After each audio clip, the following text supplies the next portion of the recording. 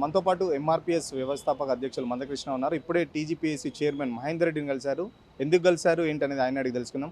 అన్న, ఎందుకు కలిశారు మహేందర్ రెడ్డిని?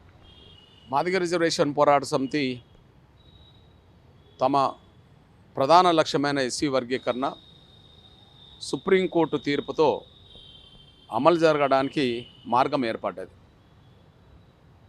అందుకు అనుగుణంగా చట్టం తీసుకురావాల్సిన బాధ్యత ముఖ్యమంత్రిది. చట్టం తీసుకొస్తా ఉన్న ముఖ్యమంత్రి గారు నిండు శాసనసభలో రేవంత్ రెడ్డి గారు మాట్లాడుతూ గత నోటిఫికేషన్లు కూడా వర్తించే విధంగానే వర్గీకరణ అమలు చేసే విధంగానే ఆర్డినెన్స్ తీసుకొస్తామని చెప్పి ఆయన కూడా హామీ ఇవ్వడం జరిగింది. ఒకటి హామీ ఇచ్చిన ముఖ్యమంత్రి గారు దాని చట్టం త్వరగా తీసుకురావాలి. అది వచ్చేలోపు ఎలాంటి రిక్రూట్మెంట్కు సంబంధించిన ఫలితాలు ప్రకటించవద్దు. కాబట్టి తెలంగాణ పబ్లిక్ సర్వీస్ చైర్మన్ గౌరవ మహేందర్ రెడ్డి గారు కూడా మాదిగ ఉద్యమం మీద సంపూర్ణమైన అవగాహన గల వ్యక్తి.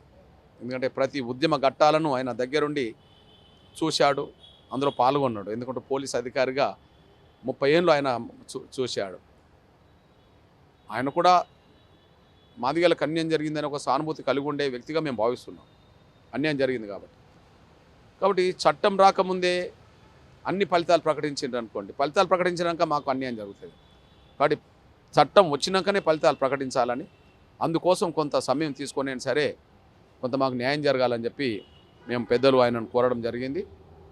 అయితే సానుకూలంగా స్పందిస్తాడని ఆశిస్తున్నాం.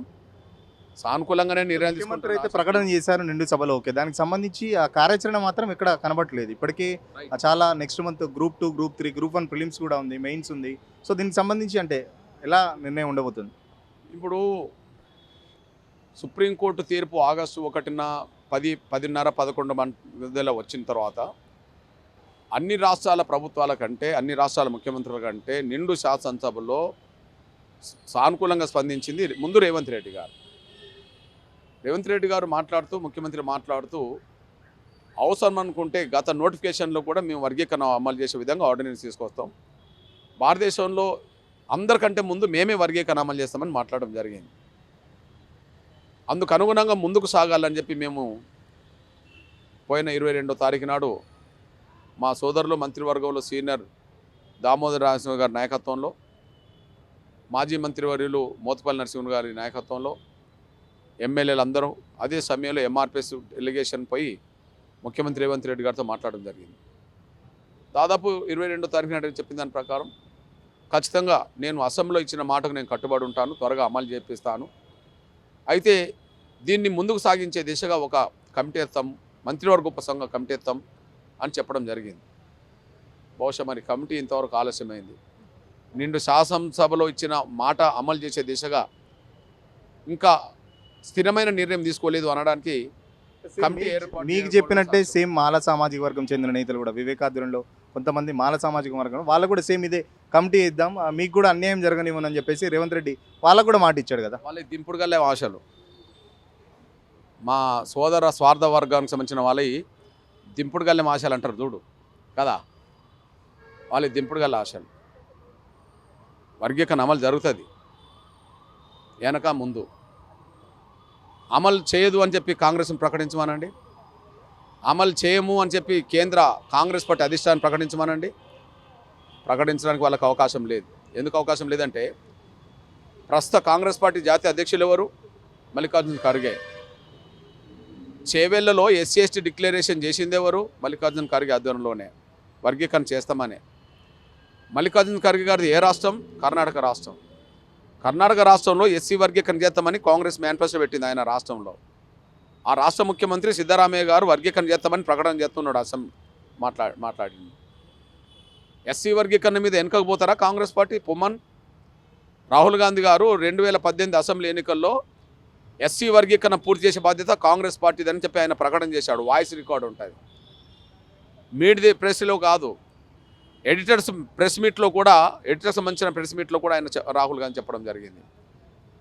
సోనియా గాంధీ గారు కాంగ్రెస్ పార్టీ అధ్యక్షురాలు ఉన్నప్పుడే, యూపీఏ చైర్పర్సన్ ఉన్నప్పుడే ఉషా మేరా కమిషన్ పడ్డది. సోనియా గాంధీ గారు, రాహుల్ గాంధీ గారు ప్రాతినిధ్యం వహిస్తున్న ఉత్తరప్రదేశ్ సంబంధించిన వాళ్ళ సొంత రాష్ట్రంలో 2012లో ఎస్సీ వర్గీకరణ చేస్తామని కాంగ్రెస్ పార్టీ మేనిఫెస్టో పెట్టింది వాళ్ళ సొంత రాష్ట్రంలో. ఉమ్మడి ఆంధ్రప్రదేశ్లో రాజశేఖర్ గారు ఎస్సీ వర్గీకరణ చేయడానికి అసెంబ్లీ తీర్మానం చేసి కేంద్రానికి పంపాడు. భారతదేశంలో అన్ని రాష్ట్రాల కంటే ముందు ఎస్సీ వర్గీకరణ అమలు చేసిన రాష్ట్రం పంజాబ్. కాంగ్రెస్ జైల్ సింగ్ గారు ముఖ్యమంత్రి ఉన్నప్పుడే ఎస్సీ వర్గీకరణ అమలు జరిగింది. మరి భారతదేశంలో అందరికంటే ముందు వర్గీకరణ అమలు చేసింది కాంగ్రెస్ ప్రభుత్వం అని పంజాబ్ రుజువైంది. సోనియా గాంధీ గారు, రాహుల్ గాంధీ గారు సొంత రాష్ట్రమైన ఉత్తరప్రదేశ్లో ఎస్సీ వర్గీకరణ చేస్తామని వాళ్ళ మేనిఫెస్టో పెట్టడం జరిగింది. ఉమ్మడి ఆంధ్రప్రదేశ్లో స్వర్గీయ రాజశేఖర్ గారు ఎస్సీ వర్గీకరణ చేయడానికి అసెంబ్లీ తీర్మానం చేసి కేంద్రానికి పంపాడు. కేంద్రంలోనే లాల్ బహదూర్ శాస్త్రి ప్రధానమంత్రిగా ఉన్నప్పుడు లోకూర్ కమిటీ పడ్డది. అంటే మీకు తీర్పు వచ్చి నెల రోజులు అవుతుంది. నేనేమంటానంటే అది రేవంత్ రెడ్డి గారు చెప్పాల్సిన మాట. 1-2 సార్లు కలిసాం, ఇంకొకసారి కూడా కలుస్తాం. ఎల్లకాలం మేము విజ్ఞప్తులు చేసే కాడిని ఉండం కదా, రోడ్డు మీదకి వచ్చే పరిస్థితులు వస్తాయి. రోడ్డు మీదకి రాకముందు ఆయన వర్గీకరణ చేస్తే రేవంత్ రెడ్డి గారికి మంచిది, కాంగ్రెస్కి మంచిది. ఎందుకంటే ఇచ్చిన మాట మాదిగలు రోడ్డు మీదకి రాకముందే అమలు చేసిన అని చెప్పుకోవడానికి వీలవుతుంది. రెండోది రిక్రూట్మెంట్స్ అన్నీ అయిపోయిన తర్వాత అడ్మిషన్స్ అయిపోయినాక నువ్వు వర్గీకరణ చేస్తే మాకు వచ్చేది ఏమున్నది? 30 ఏళ్ళ పోరాటంలో ఇప్పుడు ఈ డిసెంబర్ లోపు 1,00,000 ఉద్యోగాలు భర్తీ చేస్తామని మీ ఎన్నికల మేనిఫెస్టో చెప్తున్నది. అన్నీ భర్తీ అయిన తర్వాత మాకు వర్గీకరణ జరిగిన మాకు న్యాయం జరగదు, మళ్ళీ 10 ఏళ్ళు మాకు అన్యాయం చేసినట్టే. కాబట్టి తెలుసుకోవాల్సింది రేవంత్ రెడ్డి గారు ఇచ్చిన మాట నిలబెట్టుకోవాలని మేము కోరుతున్నాం. ఎల్లకాలం విజ్ఞప్తుల వరకే మేము పరిమితం కాము, ఉద్యమం చేసే పరిస్థితి మళ్ళీ రానియద్దు. అదే అండి, ఇప్పటికే గ్రూప్ 2, గ్రూప్ 3కి సంబంధించి అభ్యర్థులు చాలా కన్ఫ్యూజన్లో ఉన్నారు. వర్గీకరణ చేస్తాం, పాత నోటిఫికేషన్లో వేస్తారా, కొత్త దాంట్లో వేస్తారా? పాత దాంట్లో వేస్తే దానికి సంబంధించి కార్యాచరణ ఏం కనబడతలేదు. అభ్యర్థులు చాలా కన్ఫ్యూజన్లో ఉన్నారు. ఎవరు కన్ఫ్యూజన్లో ఉండొద్దు, అందరు వర్గీకరణ జరుగుతుందని ఆశించండి అంతే. ఎవరు కన్ఫ్యూజన్లో ఉండదు. ఎందుకు కన్ఫ్యూజన్లో ఉండద్దు అంటే 2004లో ఎస్సీ వర్గీకరణ రద్దయింది అనుకుందాం. రద్దయిన తర్వాత ఏది ఎగ్జిస్టెన్స్లు ఉన్నట్టు? ఎస్సీ వర్గీకరణ లేని ఉమ్మడి రిజర్వేషన్ విధానం అమలు జరిగింది. ఇప్పుడు ఉమ్మడి రిజర్వేషన్ల విధానం రద్దయింది. ఇప్పుడు ఏది అమలు జరగడానికి అవకాశం ఉంటుంది? ఎగ్జిస్టెన్షియల్ ఇప్పుడు ఏమున్నట్టు? ఉమ్మడి రిజర్వేషన్ల విధానం తప్పు అని మళ్ళీ ఇప్పుడు సుప్రీంకోర్టు చెప్పింది. అంటే వర్గీకరణ చట్టం అమల్లోకి రావాల్సిందే కదా.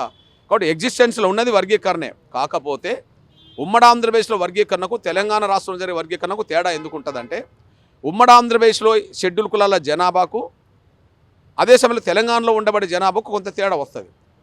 ఆంధ్రప్రదేశ్లో కొంత మాలామాదిగల జనాభా నిష్పత్తిలో అక్కడ కొంత తేడా ఉంటుంది. ఇక్కడ మాలామాదిగల నిష్పత్తిలో ఎక్కువ తేడా ఉంటుంది. నిష్పత్తి మార్చుకోవడానికి కమిటీ ఏదైనా డిక్లేర్ చేసుకోవాల్సిందే తప్ప ఎగ్జిస్టెన్స్లో వర్గీకరణ చట్టం ఇప్పుడు అమల్లో ఉండాల్సిందే కదా. కాబట్టి ఎప్పుడైనా ఏ గతంలో ఇచ్చిన నోటిఫికేషన్ కూడా వర్గీకరణ చట్టం అమలు జరుగుతుంది. ఇవాళ వర్గీకరణ చట్టం వచ్చిందనుకోండి, గతంలో ఉమ్మడి రిజర్వేషన్ విధానం నోటిఫికేషన్ వచ్చినా వర్గీకరణ చట్టం వచ్చిన కాంచి వర్గీకరణ అమలు జరుగుతుంది. ఫలితాలు ప్రకటించినంత వరకు ఫలితాలు ప్రకటించే నాటికి వర్గీకరణ కనుక చట్టం వస్తే ఫలితాలు వర్గీకరణకు అనుకూలంగానే వస్తాయి, రిజల్ట్ కూడా వస్తుంది. అంటే పదే మీరు చెప్తున్నారు ఏఈకి సంబంధించిన పోస్టుల్లో కూడా మా జాతికి సంబంధించి చాలా అన్యాయం జరిగింది. జూన్లో జరిగిన ప్రక్రియ అది జూన్లో జరిగిన ప్రక్రియ. అప్పుడు వర్గీకరణ చట్టం మీద సుప్రీంకోర్టు తీర్పు లేదు. ఇప్పుడు ఆగస్టు 1 అంటే ఇప్పుడు నెల 4 రోజులు అవుతుంది. నెల 4 రోజుల క్రితమే వర్గీకరణ అమలు చేస్తామని చెప్పి ముఖ్యమంత్రి చెప్పడం జరిగింది.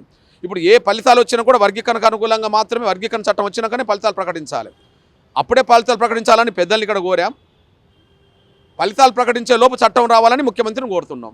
ఇక తేల్చుకోవాల్సింది ముఖ్యమంత్రి అనే విషయం గుర్తు చేస్తున్నాం. ప్రధానంగా ఇంకోటి గ్రూప్ 2కి సంబంధించి జీవో నెంబర్ 29 దాని మీద కూడా చాలా సామాజిక రిజర్వేషన్ గురించి వాళ్ళు బాగా ఇబ్బంది పడుతున్నారు. దానిపై మీ కామెంట్ అండి. ఈ విషయాన్ని అంతకుముందు 55 ఏదైతే జీవో ఉన్నదో ఆ జీవో అమలు చేయడం ద్వారా రూల్ ఆఫ్ రిజర్వేషన్ సంబంధించిన ఎస్సీ ఎస్టీ బీసీ పిల్లలకు కొంత మేలు జరుగుతుంది. 29 రావడం ద్వారా దాన్ని ఉల్లంఘించినట్టు అయింది. అంటే 56 జీవో ఉండగా 29 తీసుకురావాల్సిన అవసరం ఎందుకు వచ్చింది? నంబర్ 1 అంటే రూల్ ఆఫ్ రిజర్వేషన్లను అమలు చేయకుండా కొంత కుట్ర జరుగుతున్నదని మేము భావిస్తున్నాం. ఈ కుట్రను ఛేదించడం కోసం మా వంతు ప్రయత్నంలో భాగంగా పిల్లలు నా దగ్గరకు వచ్చినప్పుడు నేను ఉప ముఖ్యమంత్రి గౌరవ మల్లుబట్టి విక్రమార్క గారి దగ్గరికి వెళ్ళి మేము కలవడం జరిగింది. ఆయన కూడా వితిన్ ది 2-3 డేస్లో ఆఫీసర్ని పిలిపించి రూల్ ఆఫ్ రిజర్వేషన్ అమలు చేసే విధంగా ప్రయత్నాలు చేస్తామని ఆయన మాకు హామీ ఇవ్వడం జరిగింది. హామీ ఏమైందనే విషయంలో కలవడానికి ప్రయత్నం చేద్దామంటే ఇంతవరకు మాకు అందుబాటులో లేడు. రేపో ఎల్లుండో కలుస్తాం. రూల్ ఆఫ్ రిజర్వేషన్ అమలు చేయడం మీదనే దృష్టి పెట్టండి. మీకు రిజర్వేషన్ అమలు జరగడం వల్లనే మీరు ఇక్కడికి వచ్చారు. మరి రూల్ ఆఫ్ రిజర్వేషన్ అమలు చేస్తేనే మన ఎస్సీ ఎస్టీ బీసీ పిల్లలకు మేలు జరుగుతుంది. మీది మాత్రం అమలు చేసుకుంటారు కానీ నిరుద్యోగులకు మాత్రం అమలు జరగకుండా ఉంటే మాత్రం మీరు మన వర్గాలకు అన్యాయం చేసిన వాళ్ళు అవుతారని చెప్పి ఆయనకు ఒకసారి గుర్తు చేసి మళ్ళీ వస్తా. అంటే ఈ రీసెంట్గా జరిగిన ఎంపీ ఎలక్షన్కి సంబంధించి మాదిగ సామాజిక వర్గం ఒక్క టికెట్ కూడా ఇవ్వలేదు. ఇప్పుడు రేవంత్ రెడ్డి ఎస్సీ వర్గీకరణ చేసిన నమ్మకం మీకుందా? నేనేంటంటే మొన్న శాసనసభలో జరిగిన ఎన్నికల్లో మాదిగలకు కాంగ్రెస్ పార్టీ టికెట్ తగ్గించింది. అప్పుడు మేము రేవంత్ రెడ్డి గారిని విమర్శించాం. మీరు పిసిసి అధ్యక్షుడు ఉన్న సమయంలోనే గతంలో పోల్చుకుంటే మాకు 4 సీట్లు తగ్గినాయి అని చెప్పి. 2 పార్లమెంట్ ఎన్నికల్లో కూడా తెలంగాణలో మీరు చూడండి 3 పార్లమెంట్ సీట్లలో 3లో 1 కూడా మాదిగలే. తెలంగాణలో షెడ్యూల్ కులాల్లో 70% మాదిగలు ఉన్న తెలంగాణలో 1 సీటు మాకు రాకపోవడాన్ని కూడా మేము నిరసించి కాంగ్రెస్ మీద వ్యతిరేకత ఉన్నాం. అందరూ తెలిసిన విషయమే. కాబట్టి ఏ రోజు ఏ అన్యాయం కాంగ్రెస్ వల్ల జరిగిందో ఆ అన్యాయాన్ని ఎలుగెత్తి చాటాం, కాంగ్రెస్కి వ్యతిరేకంగానే మాట్లాడడం జరిగింది. నంబర్ 1. ఇప్పుడు షెడ్యూల్ కులాల వర్గీకరణ విషయంలో ఆయన నిండు శాసనసభలో హామీ ఇచ్చాడు కదా, నిండు శాసనసభలో హామీ ఇచ్చాడు. చట్టం చెప్తున్నది అదే, ఆయన మాట్లాడింది అదే. ఓకే, అంతకుముందు రేవంత్ రెడ్డి గారు వ్యక్తిగా ఎంఆర్పిఎస్ ఉద్యమంలో పాల్గొన్న వ్యక్తి, వర్గీకరణ జరగాలని మనసావాచ కోరుకున్న వ్యక్తి, ఢిల్లీలో మేము మీటింగులు పెడితే ఢిల్లీలో మేము ధర్నాలు చేస్తే అక్కడికి వచ్చి మాట్లాడిన వ్యక్తి, బహిరంగ సభలు ఎక్కడ పెట్టినా కూడా మాకు అనుకూలంగా మాట్లాడిన వ్యక్తి. అంటే వ్యక్తిగా ఆయన వర్గీకరణకు అనుకూలమైన మనిషే. పోతే ఆయన మీద ఏదైనా ఒత్తిడి ఉంటే ఉండవచ్చునేమో కానీ అదే చెప్తాను. మీ సామాజిక వర్గం చెందిన నేతలే చెప్తున్నారు. మాల సామాజిక వర్గాలు వాళ్ళు కొంచెం ఫైనాన్షియల్గా ఉన్నారు, వాళ్ళు కొంచెం అలాంటి ఒత్తిడి ఏమైనా రేవంత్ రెడ్డి మీద కానీ కాంగ్రెస్ పార్టీ మీద తీసుకొస్తే మీ భవిష్యత్తు కార్యాచరణ ఎలా ఉండబోతుంది? ఖచ్చితంగా ఇప్పుడు విషయం ఏంటంటే వాళ్ళు ఒత్తిడి తీసుకొచ్చిన ఆగదు. నేను చెప్పాను కదా, వాళ్ళ ఒత్తిడి ఎలాంటిదంటే చచ్చిపోయిన మనిషిని నానా అవ్వ అని లేపమని చెప్పి దింపుడు గల్ల మాటలు చూడు, మా వర్గీకరణ వ్యతిరేక శక్తుల మాటలు దింపుడు గల ఆశ లాంటిది, అదేం పనిచేయదు. కాకపోతే వాళ్ళకు ఉండబడే ఒత్తిడి మేరకు 2 రోజులు జరగాల్సిన పని 4 రోజులు జరుగుతుందేమో కానీ అసలే జరగకుండానైతే పోదు. అట్లా జరగకుండా పోయిన రోజు కాంగ్రెస్ ఇక్కడ ఉండడానికి అవకాశం లేదు. వాళ్ళు ధర్నాలు చేయనియండి, ఇంకేదన్నా చేయనియండి, కాంగ్రెస్లో అధిష్టానం 3 చుట్టూ తిరుగుతుంది. సోనియా గాంధీ గారు, రాహుల్ గాంధీ గారు, ఖర్గే గారు. ఈ 3 వర్గీకరణకు అనుకూలంగా గతంలో మాట్లాడిన వాళ్ళే, నిర్ణయాలు తీసుకున్న వాళ్ళే. ఇక్కడ ఉన్నది కాంగ్రెస్ ప్రభుత్వం కదా. కాంగ్రెస్ ప్రభుత్వం వర్గీకరణ అమలు చేస్తుందో లేదో చెప్పానండి, మాకేం అభ్యంతరం లేదు. రేవంత్ రెడ్డి గారు అసెంబ్లీలో మాట్లాడిండు, వాస్తవమే కాదా? అమలు జరగాలి, అమలు జరగడానికి అడ్డంకులు ఏమన్నా ఉంటే వాళ్ళు తొలగించుకోవాల్సిందే కానీ మాకు సంబంధం కాదు కదా. ఎట్టి పరిస్థితిలో వర్గీకరణ అమలు జరుగుతుందని మేము ఆశిస్తున్నాం. రేవంత్ రెడ్డి గారు ఇచ్చిన మాట త్వరగా అమలు చేయాలని కోరుతున్నాం. ఫైనల్గా మీ లక్ష్యం దాదాపు పూర్తయినట్టే కనిపిస్తుంది. ఒకవేళ వర్గీకరణ జరిగితే తదుపరి మీ పాత్ర ఎలా ఉండబోతుంది? రాజకీయాలకు ఏమైనా వస్తారా, లేకపోతే మందకృష్ణ పాత్ర ఎలా ఉండబోతుంది తెలంగాణకు సంబంధించి? ఓకే, ఇప్పుడు ఏంటంటే వర్గీకరణను ముందు అమలు చేయించుకోవడం మొదటి కర్తవ్యం. ఇప్పుడు వర్గీకరణ విజయం సాధించినట్టే ఆ విజయాన్ని అమలు వైపు తీసుకెళ్లడం మన బాధ్యత. ఇప్పుడు తెలంగాణలో అమలు చేయించుకోవాలి, ఆంధ్రప్రదేశ్లో అమలు చేయించుకోవాలా, కర్ణాటకలో అమలు చేయించుకోవాలి, తమిళనాడులో అమలు జరుగుతున్నది. అంటే సౌత్లో ముందు అమలు చేయించుకొని దేశంలో ఇంకా వర్గీకరణ కోరుకునే రాష్ట్ర ప్రజలు ఉన్నారు. అక్కడ కొన్ని పార్టీలు కూడా స్పందిస్తున్నాయి. అక్కడ కూడా అమలు చేయించడానికి నా వంతు పాత్ర పోషించాలి. అంటే సౌత్తో పాటు ఉత్తరాది రాష్ట్రాలకు వెళ్ళి కూడా అమలు చేయించే ప్రయత్నం మేము చేయాలి.